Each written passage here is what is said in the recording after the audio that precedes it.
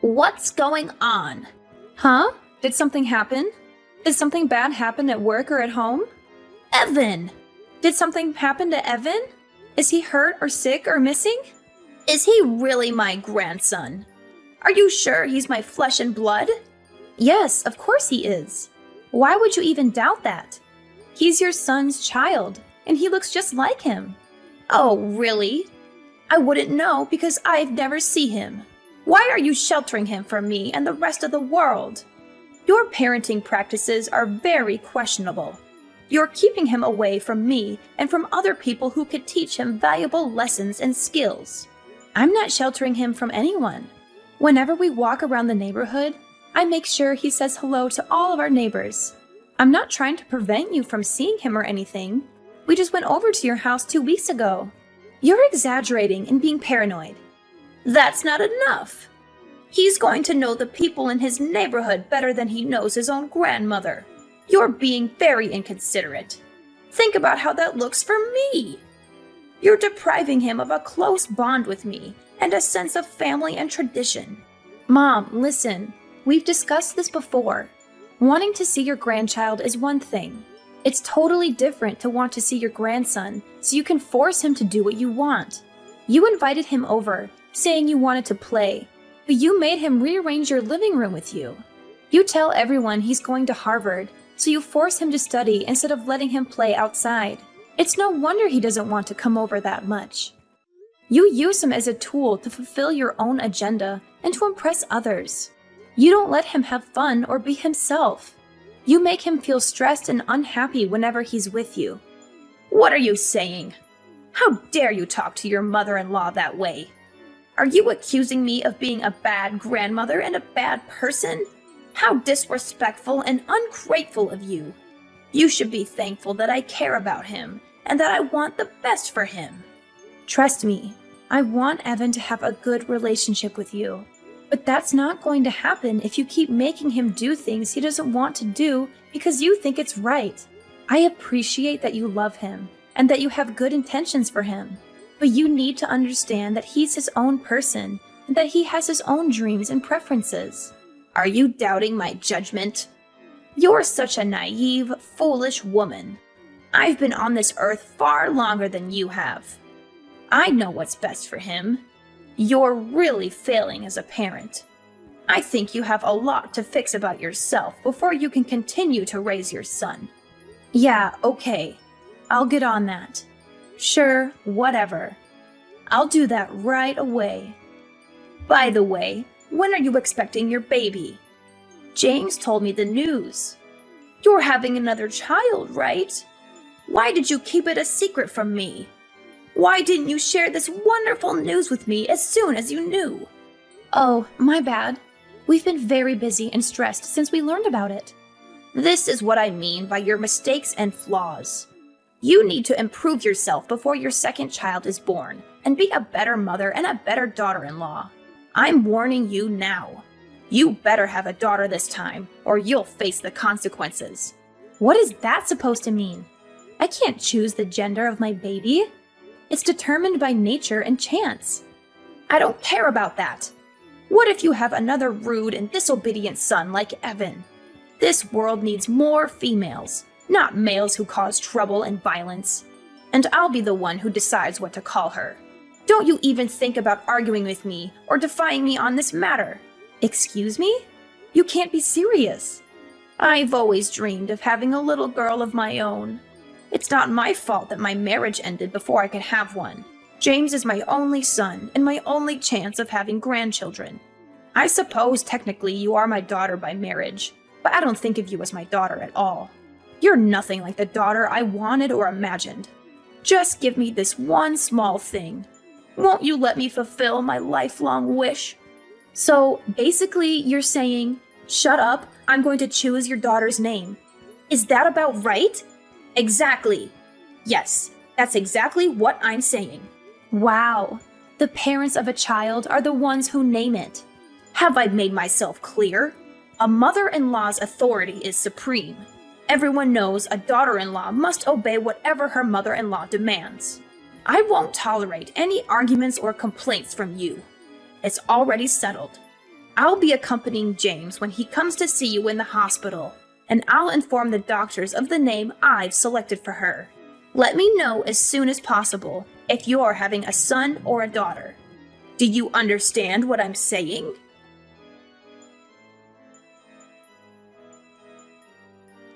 You're having a boy?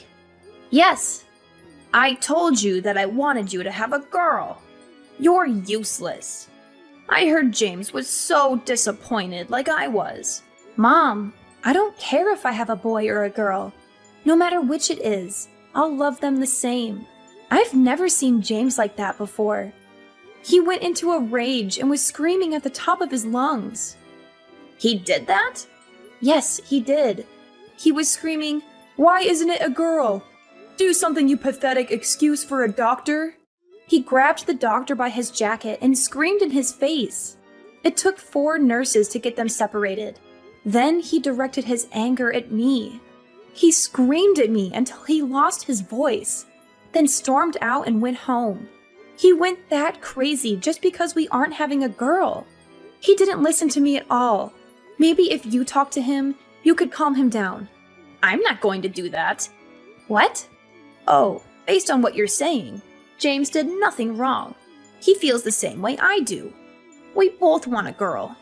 I tried telling that to the doctor too, but I guess he didn't listen. I've been calling him every day. You have? What do you think he could do? Of course I've been calling him. What good is he if he couldn't make you have a girl? James's reaction was only natural. A hospital is nothing more than a service, and we're the customers.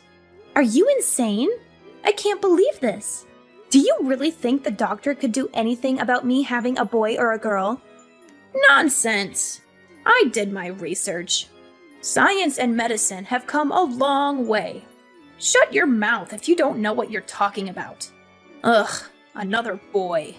Have you thought about terminating it? Absolutely not. What's going through your head? All right, then I guess we have no other options here. You need to give that baby a sex change. That is the most insane sentence I've ever heard anyone say. Why? People do it all the time. I was born a boy, but in my heart I'm a girl, blah, blah, blah. Haven't you heard anyone say that? People get surgery for it all the time. We're just going to save time and do it right after he's born. Don't worry.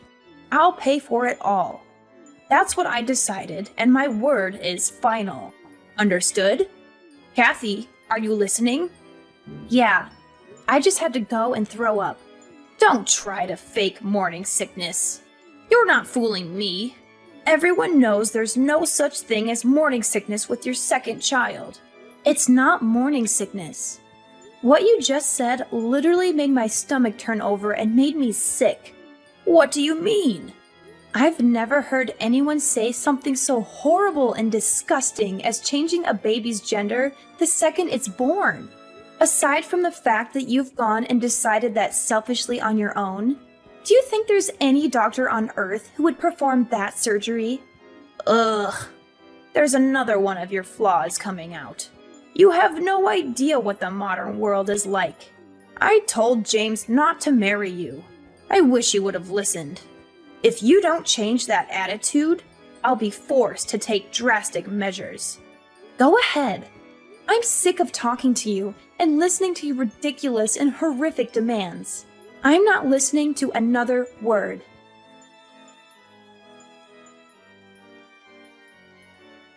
Kathy, is everything okay? You seem a bit off lately. What do you mean? Yeah, everything's okay, I guess. Why do you ask? What's with all this stuff that just got sent to our house? It's like someone is moving in. I don't remember sending you anything. Are you sure it's for us? It's not a package. It's suitcases and boxes.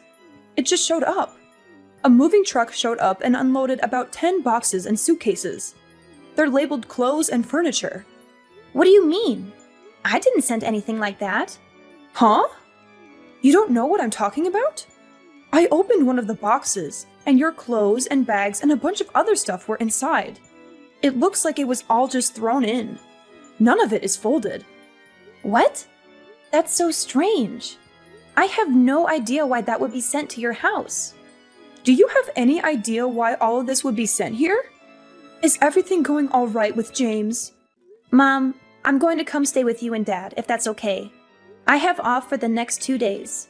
James and I are going through some stuff right now. Of course, no problem. I'm here if you want to talk about what's going on. We'll make sure everything is ready for you when you get here.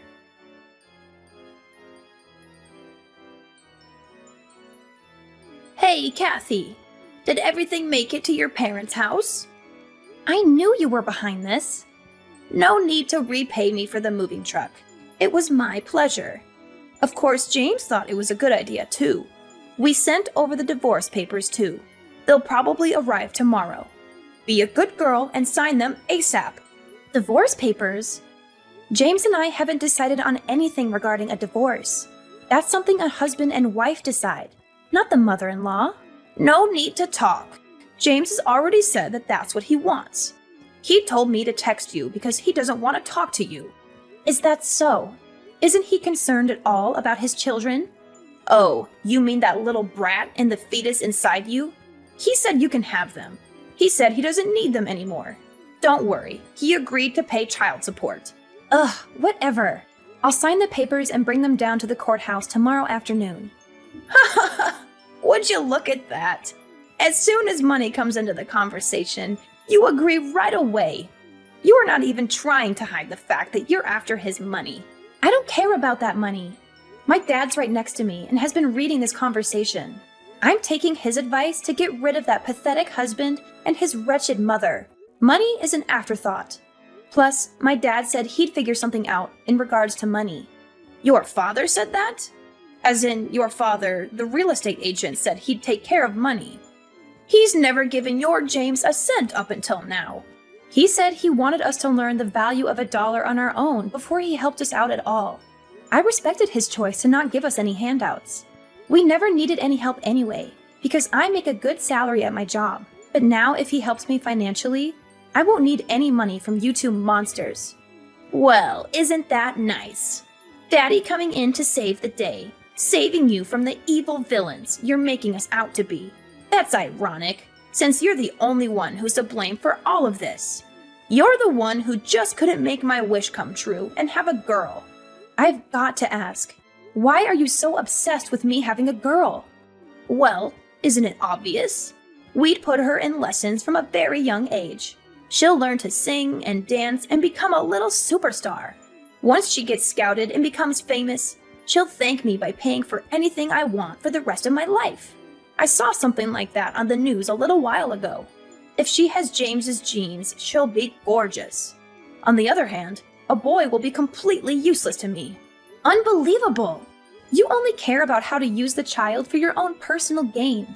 Isn't it natural for a child or grandchild to care for the people in their family? If you don't want any child support, that's fine. Don't come running back to us when Daddy runs out of money to give you. Sure, whatever. In return, I want you and James to never contact me or my family ever again. There's nothing I want more than to never, ever see you again. We get to cut you out of our lives, and we don't need to pay you anything. Oh, what a dream. Well, then there's nothing left to discuss. Have a nice life, you worthless, pathetic woman.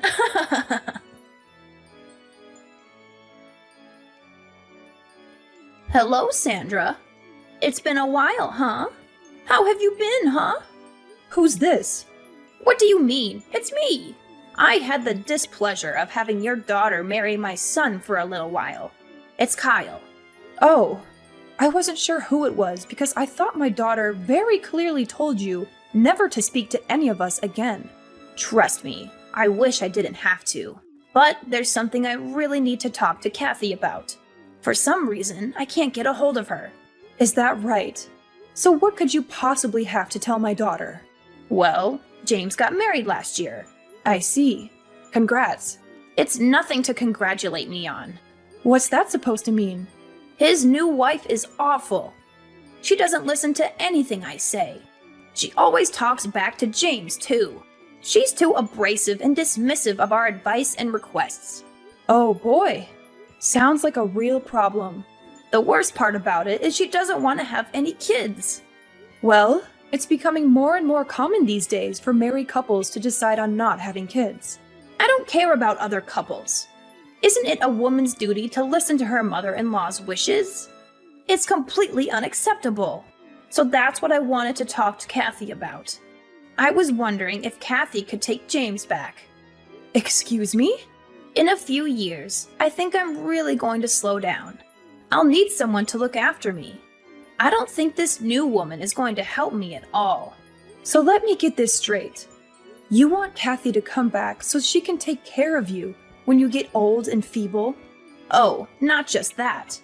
If she comes back, I'll forgive her for having a boy instead of a girl like I wanted. I won't say anything else about her having a girl. What do you think? I don't even have to ask her.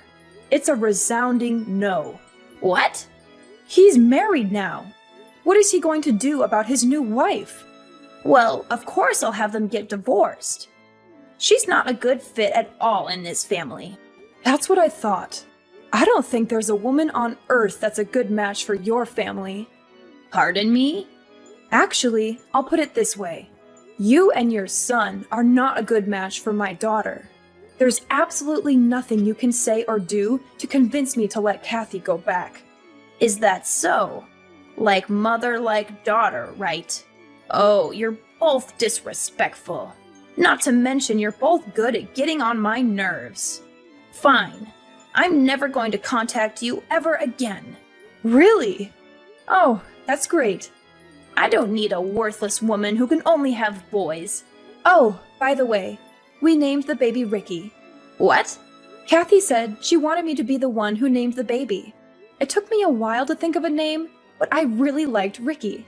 Once she was born, she really did look like a Ricky. What are you talking about? Wait 1 second. Yes? Your daughter had a boy, didn't she? Nope, it was a girl. What? You didn't know? Of course not. The doctor said she was having a boy. Oh, that's right. Turns out the first ultrasound didn't get the best view of the baby. After the third checkup, the doctor confirmed she was having a girl. Oh, she's the cutest little girl on earth. She really resembles my daughter. I don't believe you. I know you're lying to get on my nerves. I'll have to come over there and see for myself. Do not come anywhere near us. If you really don't believe me, I could send you a picture. Never mind. Not going to happen. We've decided as a family to keep my granddaughter's identity private. There are a lot of crazy people in the world, you being one of them. Did she really have a girl? Yes, she did. Speaking of little Ricky, I have to go pick her up from preschool. Wait a second. Okay? Sandra, please. What? My life these days has been miserable because of my son's new wife. My son doesn't do much for me anymore either. There's a chance they might kick me out of their house. Oh. I was hoping you could welcome me into your family. It's not fair. Why do you get to see your grandchildren every day? They're my grandchildren too. Are you trying to become a comedian or something? It's not a joke. I'm being serious. Please, just try and convince Kathy to change her mind. Give me a second to think about that. Absolutely not.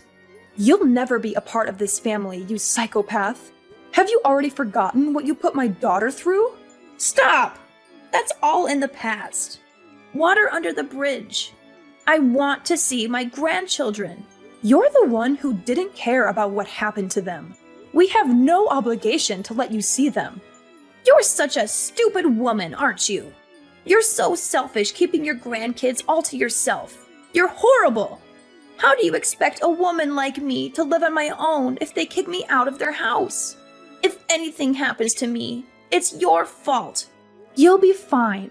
I actually came up with a great idea. What is it? Get a sex change. Science and medicine have come a long way. Shut your mouth. I'm going to block your number if you say stupid things like that. Sandra, are you there?